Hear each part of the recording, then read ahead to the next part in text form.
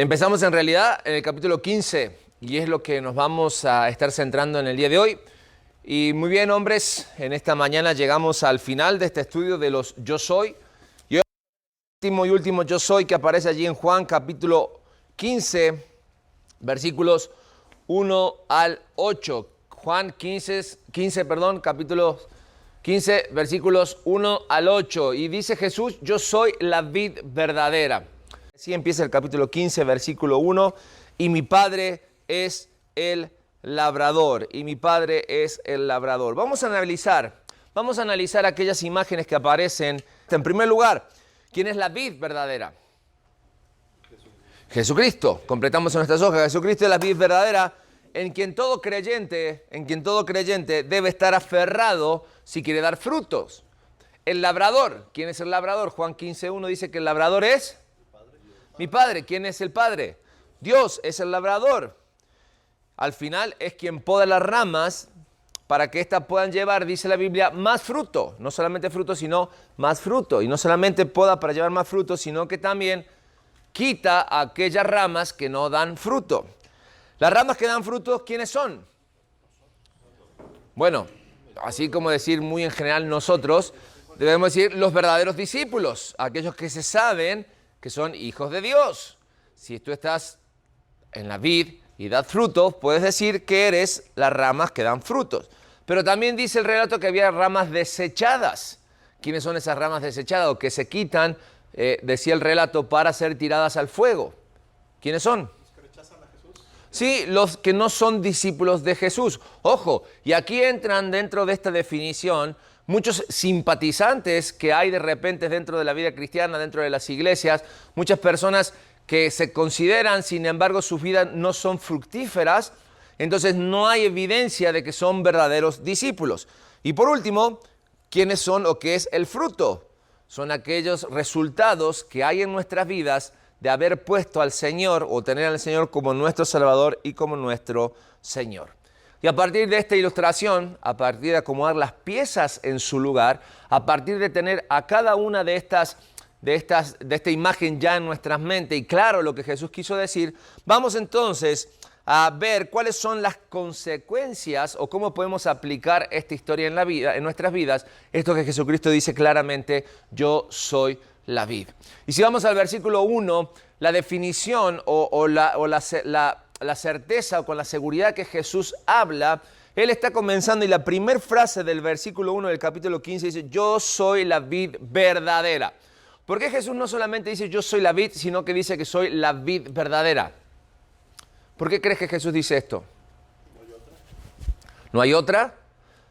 Pero ¿por qué Él está asegurando? ¿Por qué Él habla de esta certeza de que Él es la vid verdadera? Viñedos diferentes. Absolutamente. ¿Por qué? Porque hay vides falsas. ¿Sí? Existen vides falsas y eso es lo que tenemos que completar en nuestras hojas. Tenemos que tener claro y presente que Jesús no solamente es la vid, sino que es la vid verdadera. ¿Por qué? Porque hay vides falsas. ¿De qué se trata? ¿Cuáles son aquellas vides falsas? Bueno, en los tiempos en que Jesucristo les advierte a sus discípulos, estamos hablando de falsos maestros, estamos hablando de falsos profetas, estamos hablando de falsos cristos que se levantaban de falsos mesías. Sin embargo, cuando se manifestó el Mesías, se manifestó como la vid verdadera y muchos le rechazaron.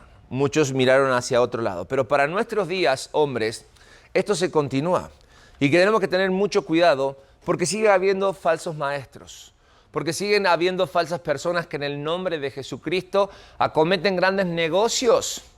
Incluso levantan una gran charlatanería, un gran circo arman de toda la verdad absoluta, minimizando incluso la persona misma del Señor Jesucristo y entronando sus propias vidas, sus propias personas. Esto los seguimos conociendo como falsos maestros. Los conocemos como pastores falsos, que buscan un beneficio propio, que tienen un mensaje que no es nada cristocéntrico, mucho menos bíblico. Entonces tenemos que tener cuidado. Hay personas que son muy buenos para hablar. Sí, hay muchos falsos maestros que lo único que hacen es alejarte de la vid verdadera. Por eso Mateo capítulo 7, versículos 15 y 16 dicen, cuídense de esos mentirosos que pretenden hablar de parte de Dios y vienen a ustedes disfrazados de ovejas, pero dentro son lobos feroces. Ustedes los pueden reconocer por sus acciones. Ahora, ¿cómo podemos reconocernos por sus acciones? ¿Cuál es nuestra medida? ¿Cómo podemos? Porque la otra es que de repente dicen por ahí que nosotros no podemos juzgar. Sí, es cierto, no podemos juzgar de nuestra perspectiva.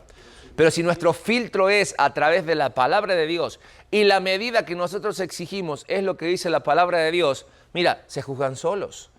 Con el simple conocimiento nuestro de la palabra de Dios, que es la verdad absoluta y que no permite ni doblez, ni cambio, ni acomodo, ni permite que la Biblia le hagamos decir lo que nosotros queremos que diga con tal de tener una buena resolución a nuestro favor, ¿sí?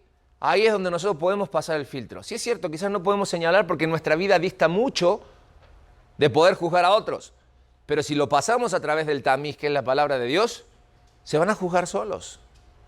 Entonces termina el versículo 16 diciendo, pues no se cosechan uvas de los espinos, ni higos de los cardos. Ni higos de los cardos.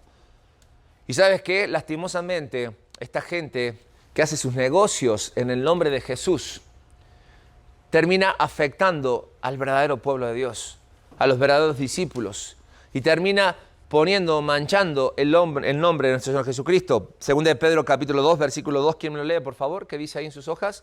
Mucha gente vivirá como esos falsos maestros, haciendo todo lo malo que se les antoje. Por culpa de ellos la gente hablará mal de los cristianos y de su modo de vivir. Vivirán haciendo lo que se les antoje, dice, y por culpa de ellos la gente hablará mal de los cristianos, de los verdaderos hijos de Dios y de su modo de vivir. Estos hombres llevan a toda la gente a la perdición junto con ellos. Por eso la mejor solución para nosotros, hombres, es poner nuestra mirada en quien debemos poner la mirada. Es cierto, hombres nos pueden obnubilar, nos pueden resplandecer, sus palabras pueden llegar en momentos precisos a nuestras vidas y muchas veces quizás tenemos a un pastor, a un conferencista, a una persona con gran renombre aquí arriba, ¿sí? Y pareciera que todo lo que dice es verdad. Y puede ser un usado por Dios, puede ser una persona que realmente es ungida por Dios para traer palabra de Dios a nuestras vidas. Claro que sí, pero Él nunca va a ocupar, ni debe ocupar, el lugar de Dios en nuestras vidas. Yo no debo convertirme en un seguidor de un pastor, de un líder, de una persona que motiva. Yo debo ser un verdadero seguidor de Jesucristo. Y debo llegar al Padre por el único camino que existe, que es Cristo Jesús. No hay más. Concluimos el punto número 1, que nadie debe tomar el lugar que está reservado. Hay un lugar reservado para Dios en nuestros corazones. Punto número 2, no solamente que hay vidas falsas, sino que todos, y la palabra de Dios lo dice así, en Juan capítulo 15, leíamos recién, que todos debemos ser podados. Debemos ser podados, deben ser recortadas aquellas cosas que salen sobrando en nuestras vidas, aquellas cosas que no están bien, ¿sí? Ya sea porque no lleva fruto o ya sea para que lleves mejor y más fruto. Hay una época del año en que los árboles se deben podar. ¿Por qué? Porque se van a estar fortaleciendo para que cuando lleguen los nuevos retoños de la primavera, crezca el árbol mucho mejor. Ahora, hay formas y formas de podar. Está la poda correcta y está la poda incorrecta. La poda correcta es aquella que se corta la rama de tal forma que debe protegerse el agua para que no se eche a perder, para que no se pudra cuando llegue la lluvia. Entonces tiene que ser un corte transversal mirando hacia cierto punto. ¿No es cierto? Es una poda correcta y una poda con propósito. Hace unos días aquí enfrente de nuestras oficinas, ¿sí?, vinieron a podar el árbol, la comisión, porque molestaba a los árboles. Entonces tú dices, ok, a los cables, molestaban a los cables. Entonces llegaron en 2 camiones, taparon casi toda la calle y se pudieron a podar. Entré y cuando salí dije, bueno, por fin van a podar esos árboles que no tienen forma nada. ¿Y qué creen? Salgan a verlos. Nomás liberaron los cables. Claro, es la comisión, no es Parques y Jardines. Quien sabe hacer eso es Parques y Jardines. Ahora sí que, de por sí que ya no tenían árboles, forma los árboles, ahora menos que menos. Pero este labrador, que es Dios, sí sabe podar, sabe dónde cortar y sabe cómo podar. Y yo sé que la poda, que tiene que ver con la disciplina en nuestras vidas, duele. El que te corten, el que te saquen algo, el que te quiten algo, duele. Pero ¿qué pasa? La palabra de Dios en Hebreos capítulo 12 habla acerca de esta poda, habla de la disciplina en nuestras vidas, que es necesaria. Es necesaria porque dice, además han olvidado la exhortación que como hijos se les dirige. Hijo mío, no tengas en poco la disciplina del Señor, ni te desanimes al ser reprendido por Él, porque el Señor al que ama, disciplina y azota a todo el que recibe por hijo. Y podemos decir, bueno, podemos quedar aquí y decimos, bueno, pues qué trágico es esto, ¿no? ¿Qué Dios tan severo tenemos? ¿Por qué Dios castiga? ¿Por qué Dios disciplina? Y pensando en que quizás nuestra respuesta podía ser esa, o nuestro pensamiento podía ser eso, el escritor de los Hebreos sigue diciendo, al presente ninguna disciplina parece ser causa de ¿qué? De gozo. ¿Te recuerdas cuando eras un niño y te disciplinaban? Terminabas enojado, terminabas molesto, terminabas mal, porque no nos gusta que nos disciplinen. Pero ¿qué pasa? Dice la palabra de Dios. Así como no son causa de gozo, son causa de tristeza. Sin embargo, todos juntos, ¿qué dice? A los que han sido ejercitados por medio de ella, después les da fruto apacible de justicia. La disciplina tiene un propósito, traer a nuestras vidas la justicia.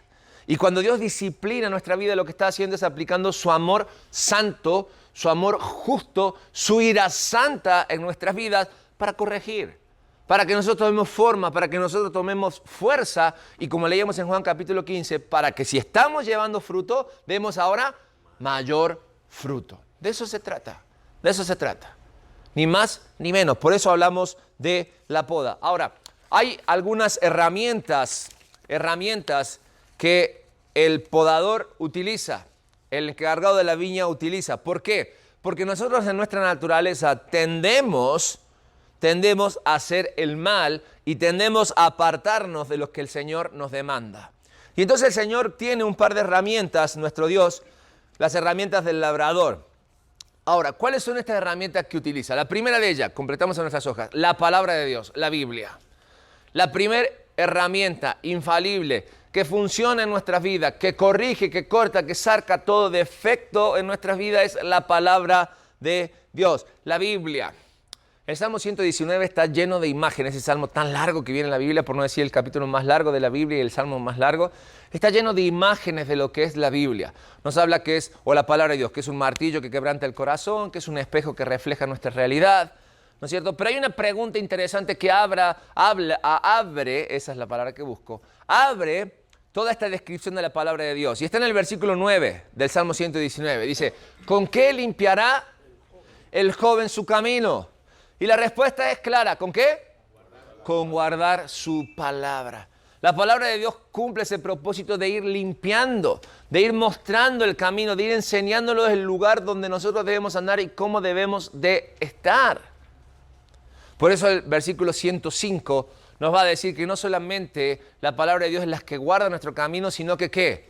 Lámpara es a mis pies tu palabra y lumbrera a mi camino. Y les dije, no hace mucho me di cuenta de la realidad de este versículo. La palabra de Dios no solamente alumbra hacia adelante mostrándonos el camino como está, sino que también asegura nuestras pisadas, iluminando nuestros pasos, nuestro paso. Y eso es lo que dice el versículo 105 del Salmo 119. Dándonos a entender también que el poder de la palabra de Dios, nosotros contamos o debemos contar con esa ayuda extra que Dios nos provee. Y ese es el Espíritu Santo de Dios. Y uno de los consejos que yo siempre doy cuando tú empiezas a estudiar la palabra de Dios, que necesitas empezar con algo que realmente te desafíe. Y cuando tú vas a empezar a estudiar la palabra de Dios, la mejor versión de la palabra de Dios que tú puedes leer en español es la Reina Valera 60. ¿Por qué? Porque no está fácil de razonar. ¿Por qué? Porque la palabra de Dios definitivamente no se razona. La palabra de Dios es revelada a través del Espíritu Santo. Y todas esas palabras y verbos conjugados raros y terminaciones que parecieran arcaicas, lo que hace en nuestra vida es poner nuestra vida en dependencia de algo o de alguien que nos pueda hacer entender lo que dice la palabra de Dios. Y eso debe ser el Espíritu Santo de Dios. Hay un montón de versiones. Ojo, no estoy en contra de todas las versiones. De ahí en más, todas las otras versiones son interesantes, son buenas. Pero muchas de ellas están ya como demasiadas diluidas o demasiadas traducidas y casi no tienes que hacer mucho esfuerzo porque entiendes lo que quiere decir. Y no se trata de que nosotros la Biblia la comprendamos a la primera, sino dice la palabra de Dios que nosotros meditemos, que nos sumerjamos en la palabra de Dios. ¿Para qué? Para que se cumpla en nosotros el propósito por el cual Dios o Jesucristo oró por cada uno de nosotros en Juan capítulo 17. Por cierto, paréntesis, se los dejo de tarea, porque hoy vimos hasta Juan capítulo 16. Pero Juan capítulo 17 es el momento en que Jesús intercede por sus discípulos, intercede por lo suyo. Y me gustaría mucho que ustedes lo lean para la próxima semana, lo tengan como tarea esta semana y lo puedan leer. Cierro paréntesis. Y en Juan capítulo 17, versículo 17, Jesucristo dijo, santifícalos en tu verdad. Y fíjate dónde nos hace ir Jesús para que nosotros encontremos la verdad. Dice, tu palabra es verdad. Y es la primera herramienta que utiliza el labrador para corregir nuestras vidas. La segunda herramienta que él tiene para limpiar y cortar y sacar aquellas cosas que sobran en nuestras vidas es la iglesia. La iglesia, completamos. Porque es allí donde nosotros podemos tener no solamente comunión con el Padre, que es algo que tenemos en todo lugar, pero sí comunión los unos con los otros. Grandes rezagos ha habido en el pueblo de Dios estos últimos 2 años por no estar en comunión los unos con los otros. Grandes problemas se han presentado. Personas que no han vuelto a la iglesia no van a volver porque han encontrado un nicho de comodidad. Y ahí se quedaron, en la comodidad de su sala, viendo cada domingo la predicación que se hace. Se encontraron con un montón de enfermedades y un montón de situaciones en su vida que siempre estuvieron. Pero lo que más encontraron es que descubrieron el domingo. No hay responsabilidad, no hay compromiso, no tengo que ir a ningún lado, tal la iglesia viene a mi casa. Y cuidado, porque la palabra de Dios nos advierte acerca de esto. Porque la iglesia es el lugar donde vamos a tener comunión los unos con los otros. La iglesia es el lugar donde nosotros empezamos a cumplir lo que dice el proverbio, hierro con hierro se afila. Un hombre con otro hombre. Necesitamos esa comunión, necesitamos ese roce personal, ese contacto con otros, ese cambio de mirada, que donde sabemos que por más que yo te pregunte cómo estás y tú me digas bien, voy a saber que no estás bien y que a veces necesitas ser escuchado, a veces necesitas una mano amiga bien apretada, un abrazo, porque Dios utiliza la iglesia, la comunión, para quitarnos, para formarnos, dice la palabra de Dios. Porque por un solo espíritu, 1 Corintios capítulo 12, versículo 13, fuimos todos bautizados en un cuerpo, sean judíos, sean griegos, sean esclavos, sean libres, y a todos se nos dio a beber de un mismo espíritu. Es allí donde nos juntamos todos. Es allí donde delante de Dios siempre todos somos iguales.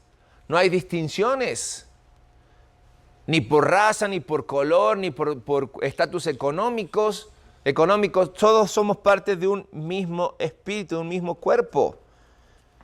Y es Dios quien nos llama a que nosotros debemos fraternizar y a partir de esa fraternización también cumplimos con el proceso de nuestra santificación y donde nosotros a través de los unos a los otros provocamos también esa santificación mutua, ese caminar con una dirección clara, sabiendo hacia dónde vamos. Hebreos capítulo 10, versículo 25 es claro y contundente. ¿Qué dice la palabra de Dios? ¿Quién me lo lee, por favor, fuerte? No dejando de congregarnos como algunos tienen por costumbre, sino exhortándonos y tanto más cuando vean que aquel día se acerca. El día se acerca. ¿Qué día está hablando? Cristo vuelve. Cristo vuelve pronto. Entonces es momento de que nuestra fe se vea aferrada, afianzada, segura. ¿Y qué mejor que estando recordándonos unos a otros que Cristo viene? Cristo viene y esa es la realidad que nosotros y cada uno de nosotros necesitamos, alentarnos los unos a los otros, sobre todo cuando pasamos tiempos difíciles, sobre todo cuando llega la duda a nuestras vidas. Los discípulos en el capítulo 14 estaban que no se la acababan, al punto de la desesperación y la depresión. Y Jesucristo le dijo, ámense los unos a los otros. Y remata toda esa enseñanza diciendo, Jesús, yo ya no les llamaré siervos porque ahora son mis amigos. Pero dice, vosotros sois mis amigos si hacéis lo que yo os mando, lo que yo os digo. Y la tercera herramienta que utiliza el labrador es el quebrantamiento. El quebrantamiento, ¿sí? Dios nos consuela, Dios nos ayuda en tiempos oscuros, es cierto, pero Él utiliza la prueba para entrenarnos. Él utiliza la prueba para fortalecernos.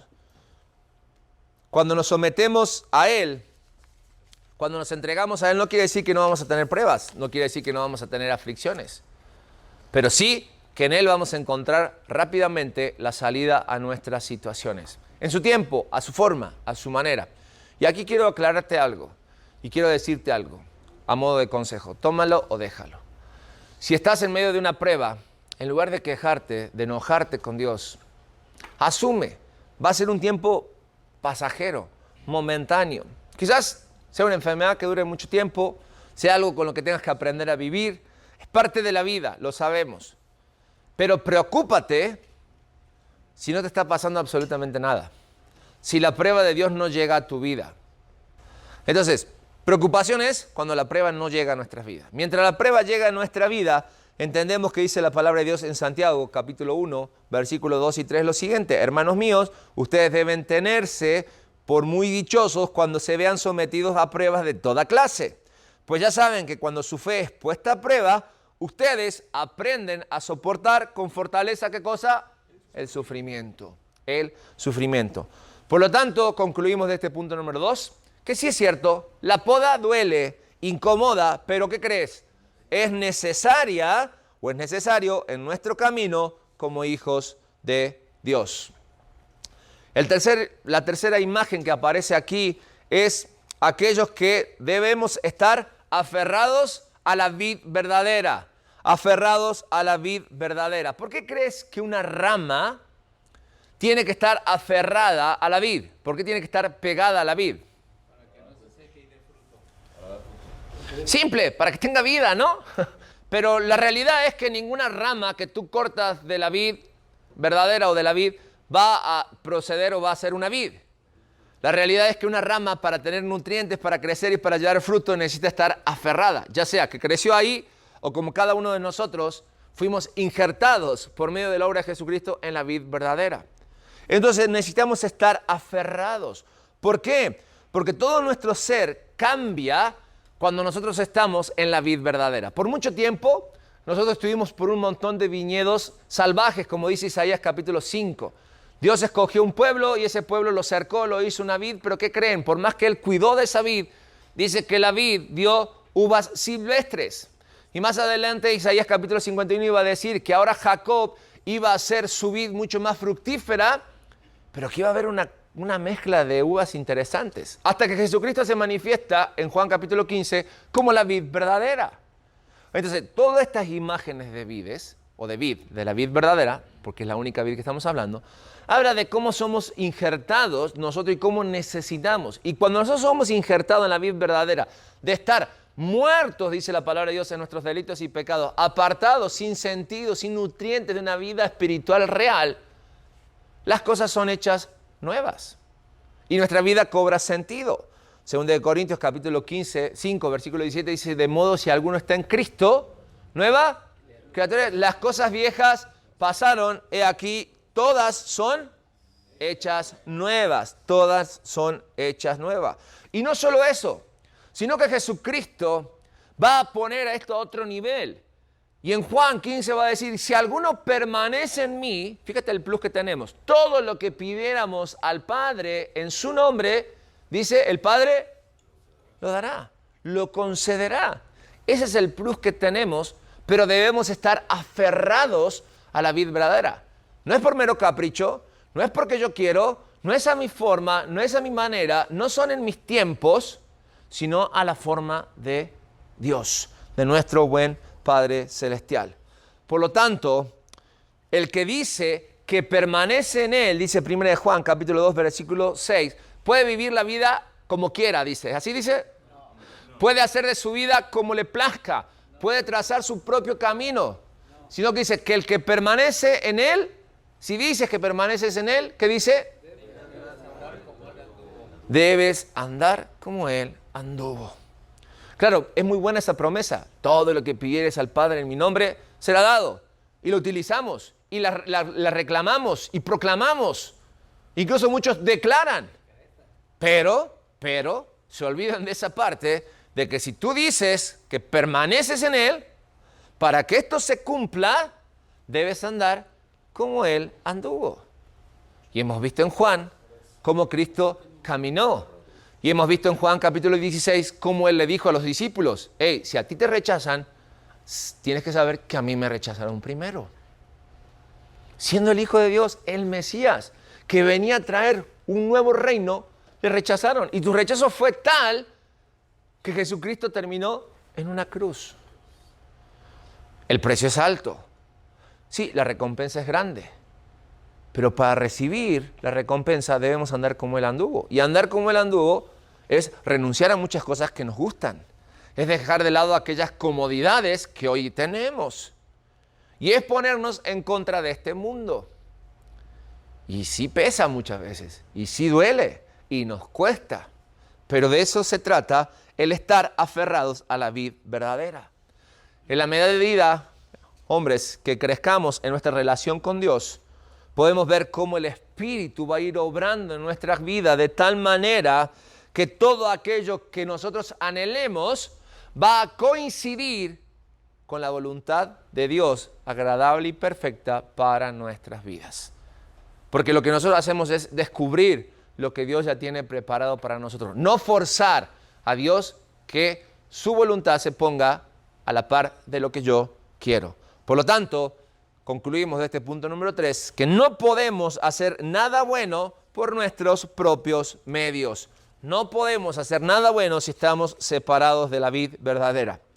Y por último, llama la atención nuestro Dios en Juan capítulo 15 acerca de las ramas que no son ramas.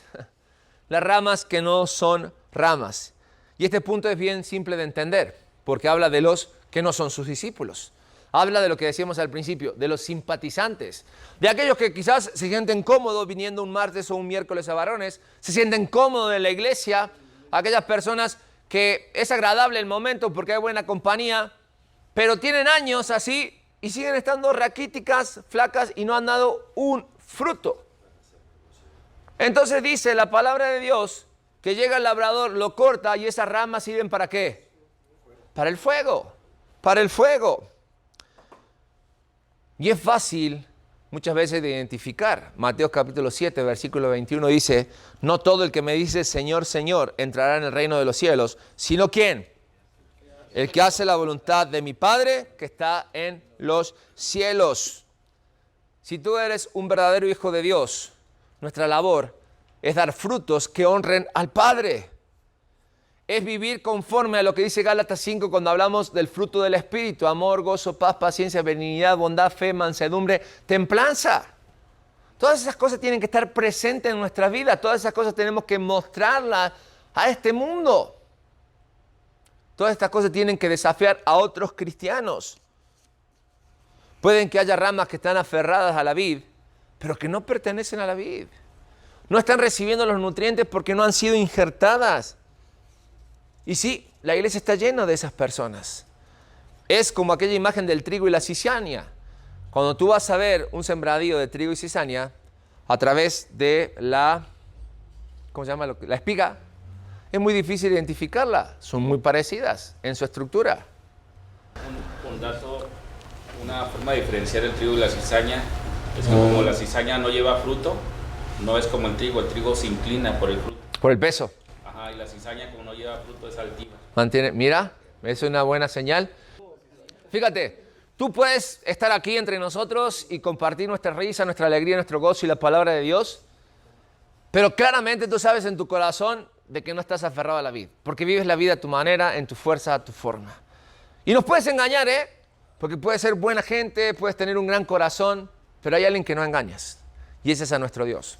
Porque mucha gente quiso engañar a Jesús mientras caminaba, y mucha gente que creían en Él por los milagros que hacían, porque le favorecían esos milagros, querían llevar a Jesús al trono.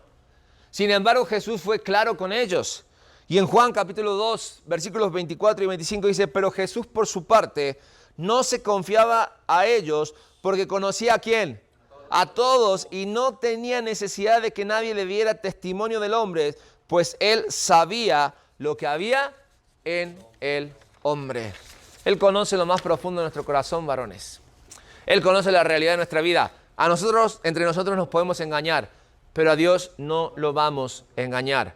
Por lo tanto, si en tu anhelo, en tu corazón, hay ese anhelo de vivir de vivir la vida en forma correcta, necesitamos entender que aquellos que tienen este anhelo verdadero por vivir conforme, o una vida agradable, tienen que vivir conforme a, ¿qué crees? A los mandatos del Padre. Nunca esa es nuestra forma, nunca esa es nuestra manera. Si estamos arraigados a la vid verdadera, vamos a recibir sus nutrientes, vamos a estar en su palabra, vamos a ser podados. Sí, Dios va a trabajar en nuestra vida, va a tener que disciplinar, poner orden.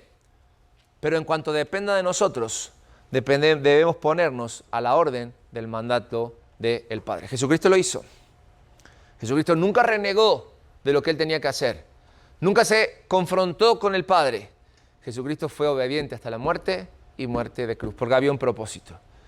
Y el propósito tenía tu nombre, el propósito tenía mi nombre, porque a través de su obediencia, Él fue quien nos injertó a la vid verdadera. Amén. Vamos a orar para concluir en esta hora. Padre, gracias por la oportunidad que tú nos das de conocer a través de tu palabra que Jesús es la vid verdadera. Gracias porque su obra maravillosa en la cruz del Calvario nos injertó en este lugar. Gracias por el trabajo que tú haces en nuestras vidas, Señor. No lo dejes de hacer. Sigue transformando nuestras vidas. Sigue conformando en nosotros ese hombre íntegro que espera que cada uno de nosotros seamos. Que tu palabra, que la comunión los unos con los otros, que incluso las pruebas, el quebrantamiento que llega a nuestras vidas, Señor, nos hagan un hombre conforme a la estatura y la medida que tú piensas para cada uno de nosotros. Gracias por estos estudios del Yo Soy. Gracias por ser la vid verdadera. Señor, que nunca nos desviemos, que nunca quitemos la mirada de nuestro Señor Jesucristo, autor y consumador de nuestra fe. Lo oramos y lo pedimos en el precioso nombre de nuestro Señor Jesucristo. Amén y amén.